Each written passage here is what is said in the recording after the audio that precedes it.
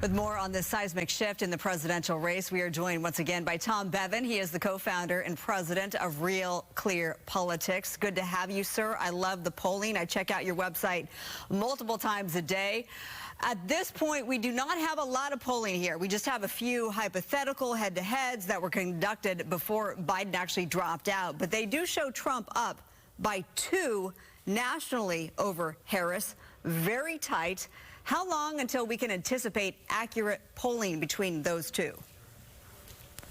Well, pollsters are in the field right now, not only nationally, but in a lot of these key battleground states. So I expect we'll have more data in the coming days, and by the end of the week, the picture should be a little bit clearer.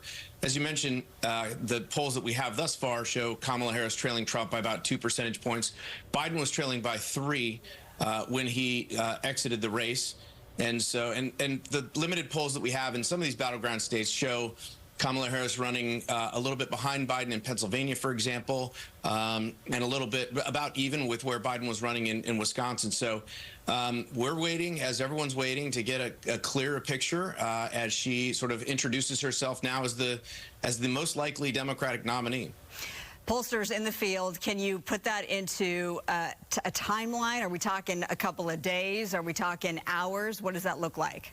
Yeah, most polls are 3-day samples. Okay. Some pollsters will do 2. You can even do 1, but typically it's a 3-day process. Then they get the data, they have to tabulate it, correlate it, and then they put it out. So I would expect, and I'm sure pollsters, went into the field today, given what happened yesterday, and so we should have something by the end of the week. I think by the beginning, over the weekend or beginning of next week, we'll have a decent amount of data that gives us a pretty good sign of where this baseline is, because the race is effectively starting over right now with about 105 days left until the election. Yeah, exactly right. And the DNC is at the end of August, August 19th.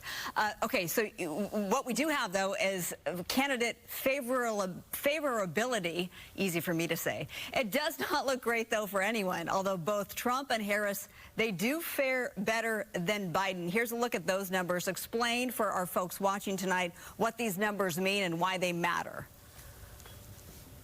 Well, I mean, this is the question that most pollsters ask about a variety of political elected leaders, and just, do you have a favorable or unfavorable opinion of the candidate or the person? And I mean, it gives you a sense of how people view these candidates.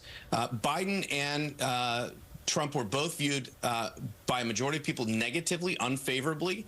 And we look at those people, the section of the electorate that views both candidates unfavorably, we call those the double haters. Those are the ones who don't like either choice, don't like either candidate, and those are the ones that were exploring third-party options. And whoever, that's about, it actually is a large slice, about 19% of the electorate at last look.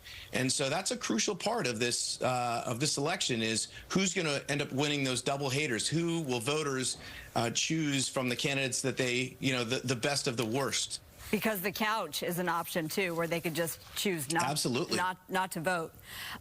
Lastly, up until yesterday, we were hearing this from Biden himself, saying that he was not going to drop out. He was going to stay in because of all the polls. The polls had him up, or there was a pathway to the White House still. When you were hearing that, what was your reaction? I'll be generous and say I was skeptical. Look, the data never supported that. I mean, all the public polling and most of the private polling that the campaigns were doing mirrored the public polls, and Biden was clearly down nationally, but even worse for him, he was trailing in all of the battleground states, not just the big 7, but we had states like Virginia, for example, that came into play, New Hampshire, Minnesota. Biden's path to the nomination was getting extremely narrow, and what we saw at the end there privately was that a lot of these Democrats that are in tough races around the country that saw their poll numbers collapse. And that was one of the factors that helped drive him out of this race. He did not want to be responsible for not just losing the White House, but losing the Senate and not retaking the House. They're hoping that Kamala Harris can help re-energize Democrats on the ground in a lot of those tough battleground districts and races. Yeah, we'll see with that $81 million that she's raised in 24 hours, what that does for her and the campaign ahead and the race itself. Tom Bevan, president and co-founder of Real Clear Politics. I appreciate you so much. Thank you. Thanks, Marla.